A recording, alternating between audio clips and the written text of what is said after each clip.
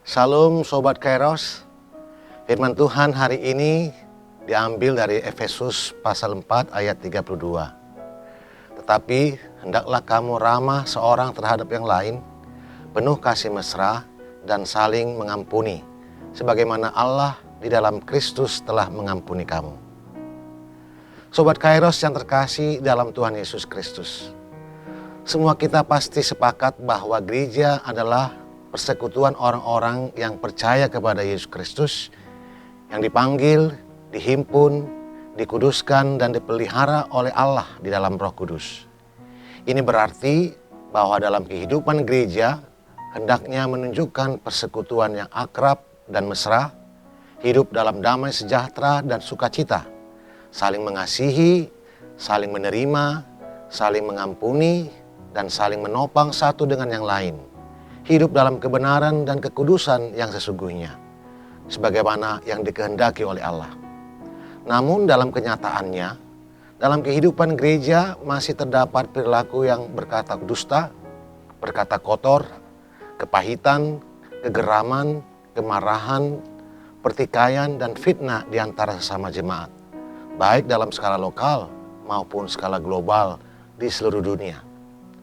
Lalu kita bertanya dalam hati, mengapa hal-hal itu masih terjadi dalam kehidupan gereja? Apa yang menyebabkan hal-hal itu terjadi? Apa yang membedakan orang-orang Kristen dari orang-orang yang bukan Kristen? Dan banyak lagi pertanyaan yang muncul dalam benak kita jika kita mendengar atau menyaksikan berbagai masalah dan konflik di tubuh gereja dan orang-orang Kristen di dunia ini. Rupanya perilaku-perilaku demikian itu terdapat juga dalam kehidupan jemaat Kristen di Efesus pada waktu itu. Jemaat Kristen di Efesus yang berasal dari latar belakang yang berbeda, belum memahami dan menerapkan dengan sungguh-sungguh keberadaan mereka yang telah diselamatkan oleh Allah dalam Kristus. Paulus mengatakan, tetapi kamu bukanlah demikian. Kamu telah belajar mengenal Kristus, mendengar tentang Dia, dan menerima pengajaran dalam Dia menurut kebenaran yang nyata dalam Yesus. Efesus 4 ayat 20-21. Paulus mengingatkan bahwa merekalah orang-orang yang telah mendapat anugerah Allah. Kepada mereka inilah Paulus mengingatkan agar mereka tidak menjadi sama dengan orang-orang yang tidak mengenal Allah.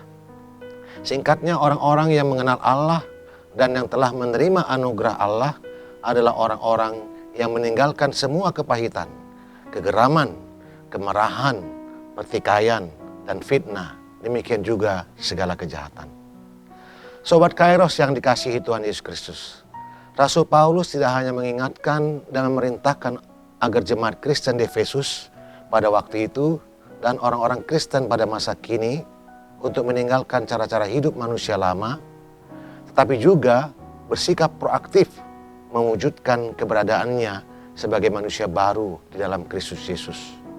Dalam teks khotbah kita hari ini, Rasul Paulus mengingatkan dan memerintahkan agar jemaat Kristen dan orang-orang percaya di berbagai tempat dan di sepanjang zaman melakukan 3 hal, yaitu bersikap ramah seorang terhadap yang lain, penuh kasih mesra, dan saling mengampuni. Pertama, sikap ramah atau keramahan yang dimaksud bukan keramahan yang dibuat-buat atau untuk maksud tertentu atau mencari keuntungan pribadi, tetapi sikap ramah yang dilakukan dengan tulus yang berdasarkan kasih Kristus. Sebagaimana Kristus menunjukkan keramahannya kepada semua orang yang datang kepadanya pada zamannya, demikian juga orang-orang Kristen menunjukkan sikap ramah atau keramahannya kepada semua orang tanpa memandang muka dan bahkan kepada orang-orang yang membenci kita. Kedua, penuh kasih mesra adalah sikap yang jujur dan tidak berpura-pura dalam menjalin persekutuan dengan orang lain. Sikap yang penuh kasih mesra terhadap sesama adalah cerminan kasih Allah yang ada dalam diri kita. Sikap hidup yang penuh kasih mesra menunjukkan betapa kita bersedia bersekutu dan menerima sesama dengan apa adanya, sebagaimana Allah dalam Kristus menerima kita dengan apa adanya, sehingga terwujud kehidupan yang indah dan mesra di antara sesama anggota jemaat. Ketiga, saling mengampuni. Tidak ada seorang pun di dunia ini yang tidak terlepas dari kekeliruan dan kesalahan, baik yang disengaja maupun tidak disengaja. Jika ada orang yang mengaku bahwa dia tidak pernah keliru dan berbuat salah, berarti orang tersebut tidak mengenal Allah dan dirinya sendiri.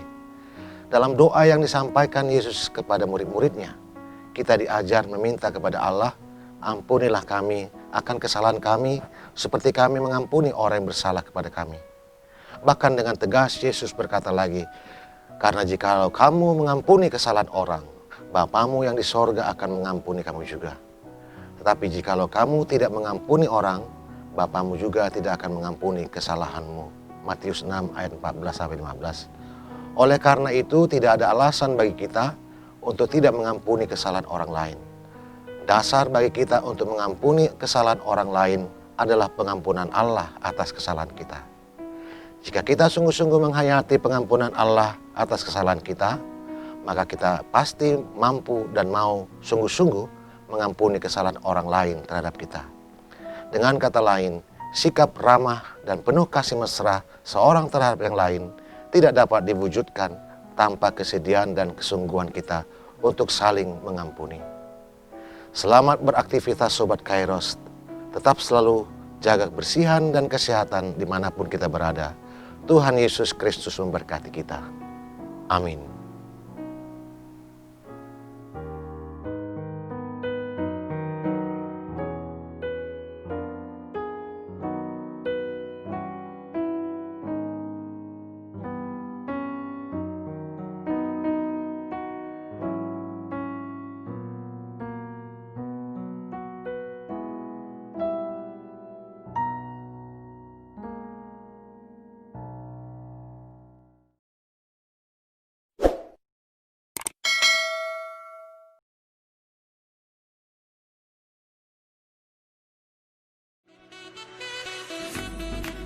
Tak berkesudahan kasih Tuhan.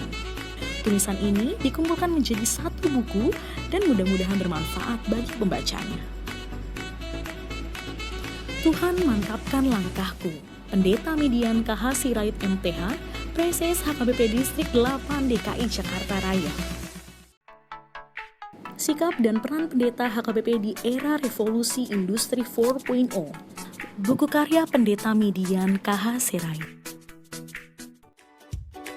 Panggilan Merawat Masa Depan, buku karya Pendeta Median KH Sirait. Disajikan sederhana dengan gaya penulisan populer, menjadikan isi buku ini hangat dan perlu dibaca.